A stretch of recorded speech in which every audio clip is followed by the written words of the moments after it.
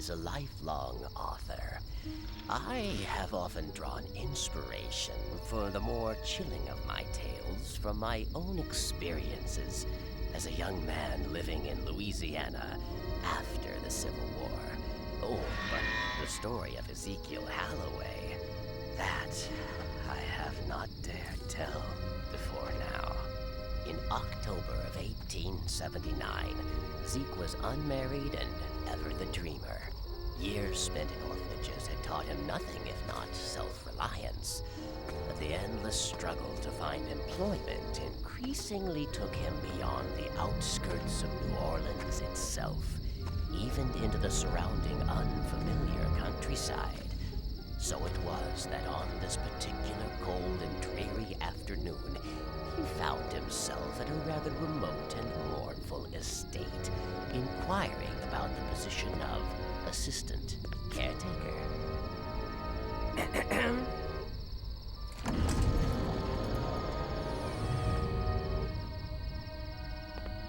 He certainly looks like a nice young man.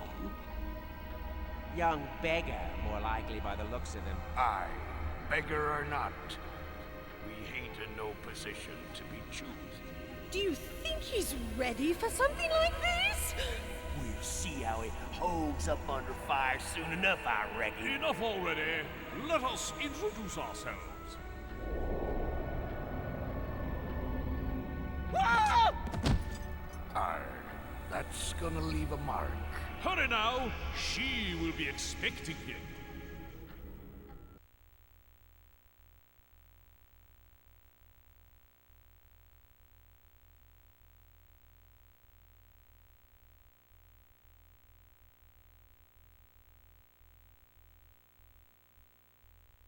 He's back!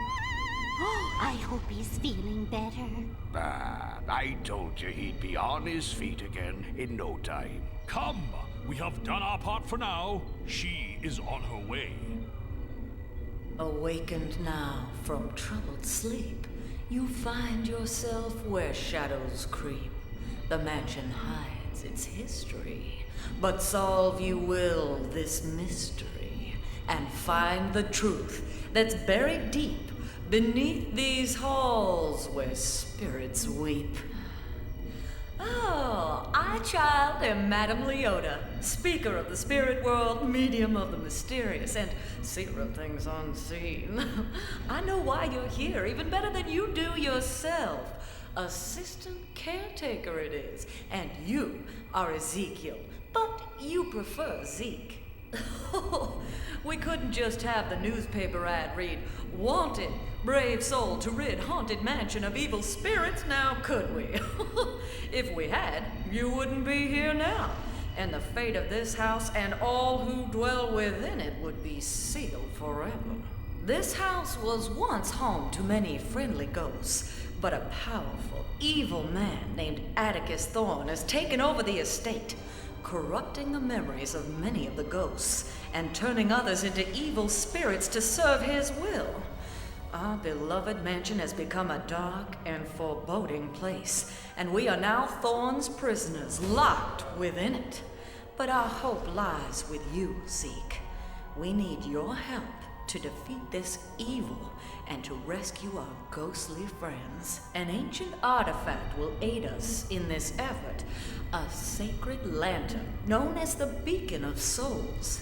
It is a source of light and power and can be used to battle any evil forces we encounter.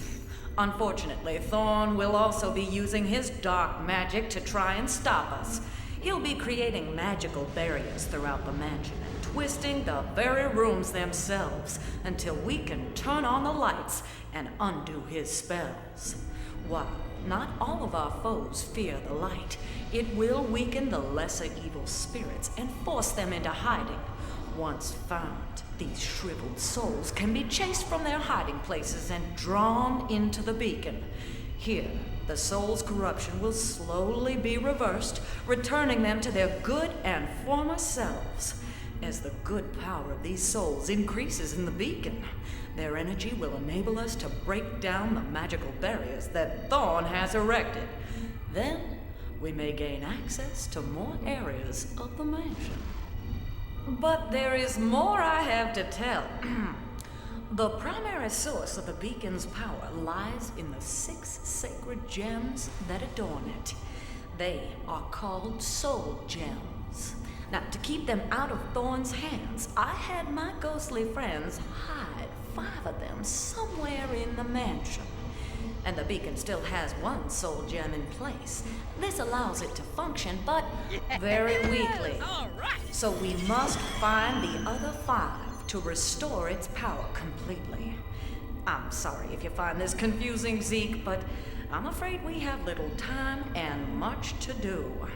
I'll ride along in your satchels, so hold it open and I'll just roll. Wait. You don't need to. Fingerprints! Watch the fingerprints!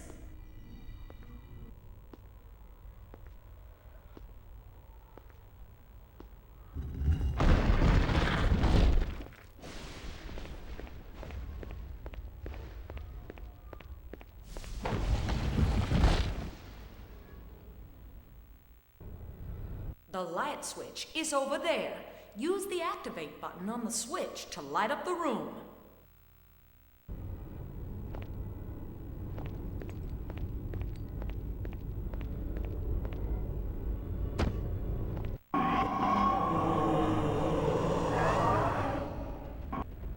Uh-oh!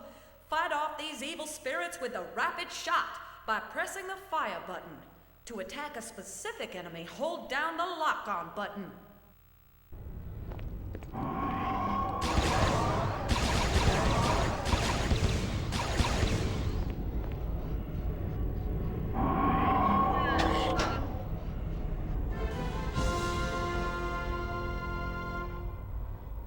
Ah, there we go.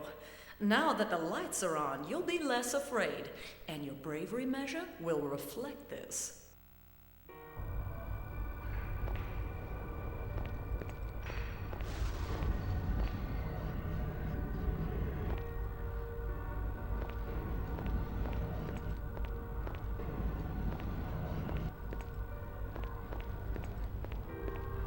The lights on. Find shriveled souls by searching objects. Then pull them into the beacon by holding down the soul collector button. You can find out how many shriveled souls are still hiding in a room by looking at the soul counter down on the lower left.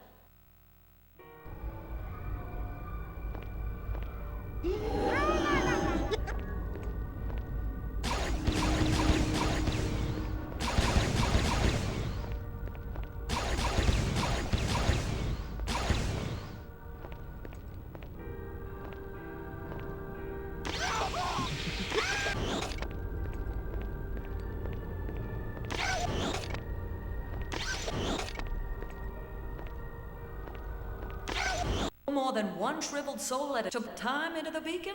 Tap the soul collector button once for each soul before holding it down.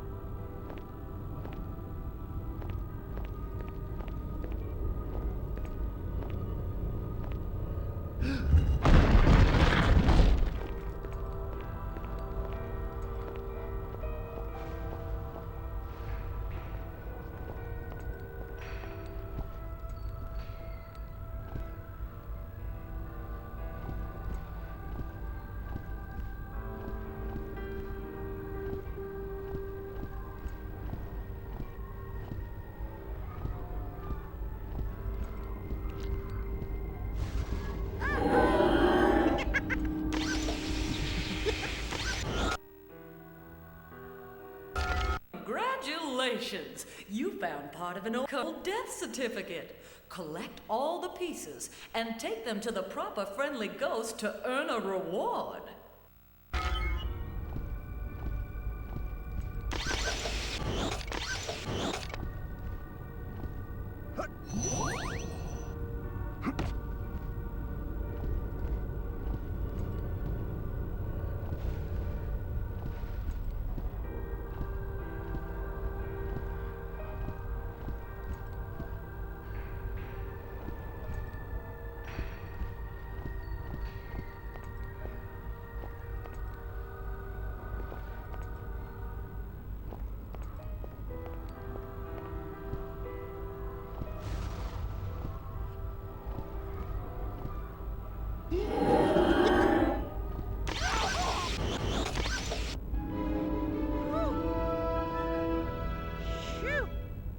That's it. Once you've collected all the shriveled souls from a room, you're ready to explore more of the mansion.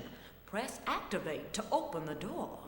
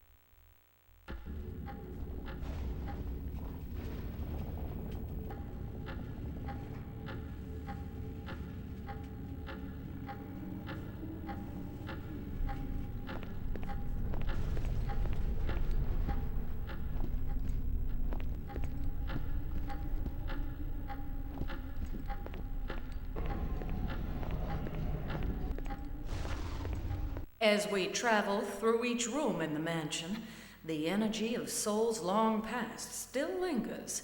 Sometimes this energy will allow me to communicate with those souls in the afterlife. By channeling them, I may be able to gain hints and clues that will help us in our journey.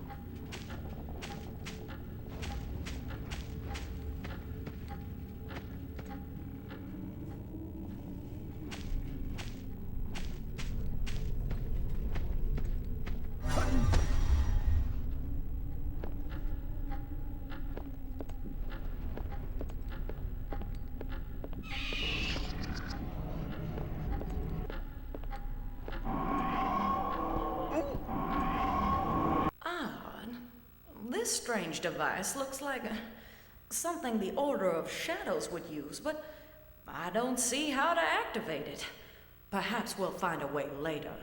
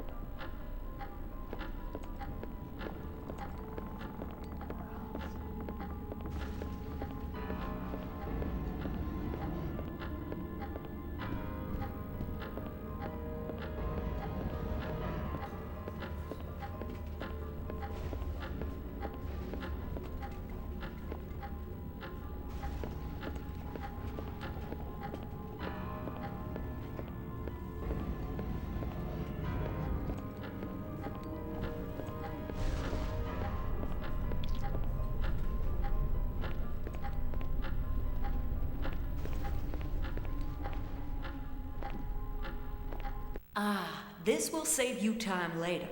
Activate the grandfather clocks you find throughout the mansion to save your game progress.